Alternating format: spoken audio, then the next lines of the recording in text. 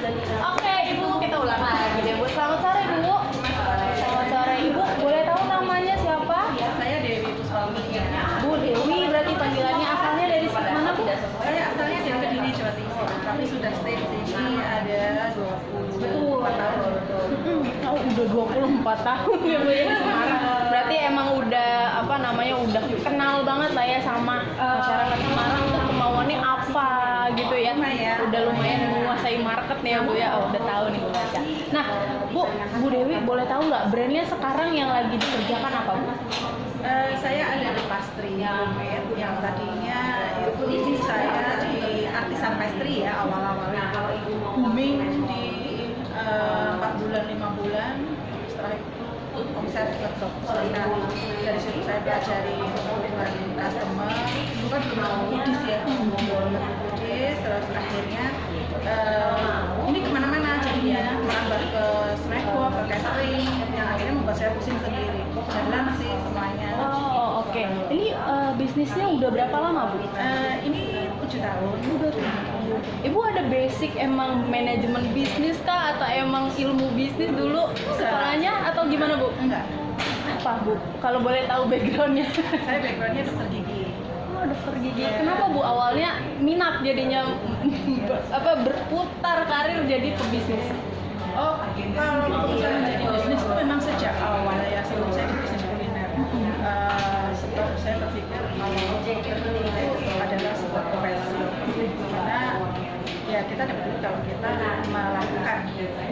Kecuali kalau kita punya klinik, kita kelola selama manajemen itu ranahnya udah bisnis. Saya dari awal saya kepingin punya bisnis. Jadi bisnis sebelum kuliner ini memang saya sudah mencoba banyak bisnis. Menarik nih, Bu. Kenapa jadinya akhirnya jatuh cinta sama bakery, pastry? Kenapa memutuskan produk itu? Makanan itu satu bisnis yang memang tidak berhenti ya dalam hal inovasi, marketnya juga kebutuhan pangan itu luar biasa ya. Jadi kondisi pandemi kemarin juga salah satu bisnis yang survive itu bisnis makanan. Nah, oke, Bu. Berarti udah 7 tahun pernah mengalami masa pandemi nih ya, Bu ya, lewatin. Nah, akhirnya survive ya, Bu ya, alhamdulillahnya. Boleh nggak, Bu, ceritain dulu tuh gimana sih kendalanya waktu pas pandemi, tapi tetap harus berjuang untuk mempertahankan bakery ini? Ya, pandemi itu di tahun pastry itu umur 3 tahun. Alhamdulillah kita mendapatkan celah. Jadi yang tadinya keluar bulan itu ke artisan pastry. Waktu itu kan lagi booming roti-roti artis kan, yang basicnya pastry. Nah, saya bikin booming, terus omset turun, terus saya akhirnya mencari yang sifatnya itu tidak momentum. Nah, akhirnya lari ke snack box, tambah ke nasi kotak. Nah, pandemi itu saya alhamdulillah dapat kesempatan untuk mensuplai kebutuhan nasi kotak dan snack box untuk pasien-pasien isolasi yang dikelola oleh Dinas Kesehatan Kota. Alhamdulillah, jadi bisa survive ya, Bu ya, dari produk-produk lainnya gitu ya, ditunjang dari situ. Nah, selama Ibu coba-coba menunjang produk-produk biar tetap survive ini brandnya. Nah, ada nggak sih, Bu, yang jadi kendala utama deh selama menghadapi isu-isu kayak gitu? Kendala paling besar adalah SDM. Ya. Kenapa, Bu? Boleh ceritain nggak SDM-nya? Ya, karena semua produk saya itu total itu mungkin ratusan dan kita bikin sendiri. Di mana SDM itu luar biasa, turnovernya luar biasa tinggi. Anak-anak kita kan masih banyak annualnya ya, anak-anak sekarang tuh nggak kuat lelah. Jadi maunya kerja enak, salary tinggi, jadi mereka kerja kadang cuma 1 hari langsung balik. Oke. Berarti nge-keep SDM dan quality SDM-nya tuh masih susah ya, Bu ya. Nah, oke, Bu. Nah, setelah Ibu ikut nih dari rangkaian sekolah bisnis kuliner, yaitu fast track belajar bisnis kuliner, dari Geraha Wisata sama Foodies, kira-kira udah menjawab belum Bu kendala utama Ibu yang pernah dialami? Menjawab secara General. cuman tadi ada PR tambahan buat saya, mungkin karena saya ranahnya terlalu luas, jadi saya ada outlet, produksi sendiri, produk ratusan, dikelola sendiri, pesanan mendadak dan segala macam.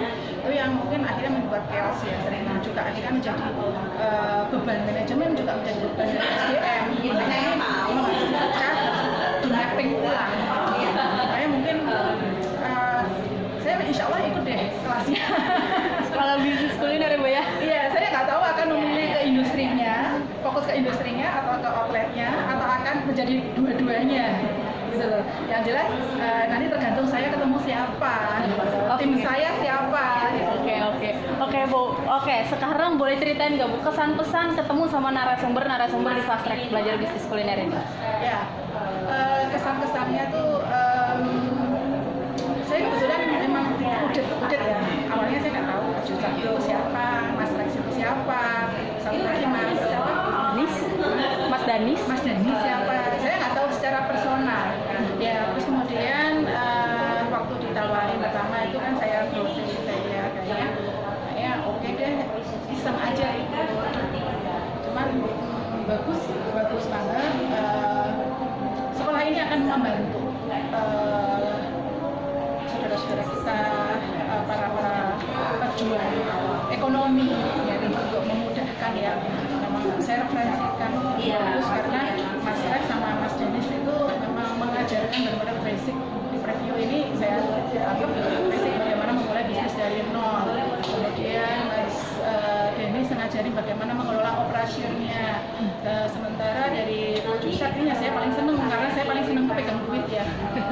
Udah pasti ya. Iya, saya punya sinyal, punya lampu untuk duit gitu loh, hijau, merah, kuning. Oh itu udah warna feeling ya Bu ya? Iya. Udah feeling ya. Iya. Oke. Ya, tadi saya sampaikan kan vitalitas dari sebuah bisnis itu ya di finance. Kalau vitalitas, jadi finance itu sama dengan jantung kita gitu.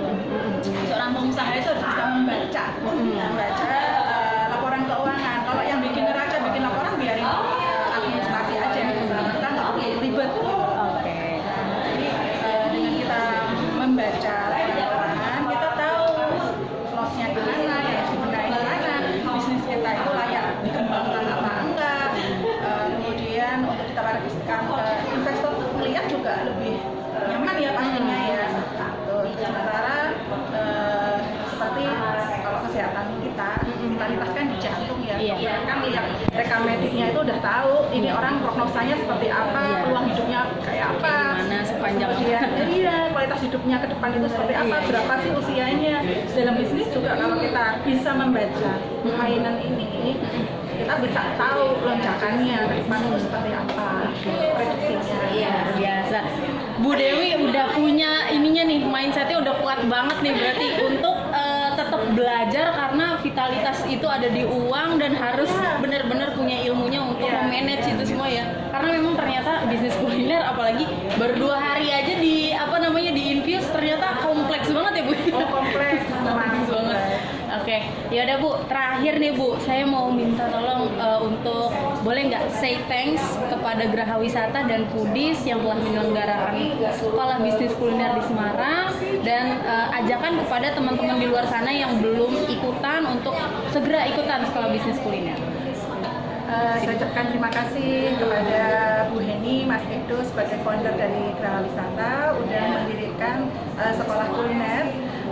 Juga luar biasa sekolah ini dibimbing, dipandu, pasti kurikulumnya juga sudah oke ya dari coach-coach yang luar biasa. Ini akan membantu teman-teman saudara-saudara kita yang ingin memulai bisnis kuliner atau memang sudah memulai tapi mungkin memiliki banyak masalah. Insya Allah akan ketemu solusinya. Yuk temen, oh ya udah 3, 2, 1. Oke, terima kasih Bu Dewi, luar biasa.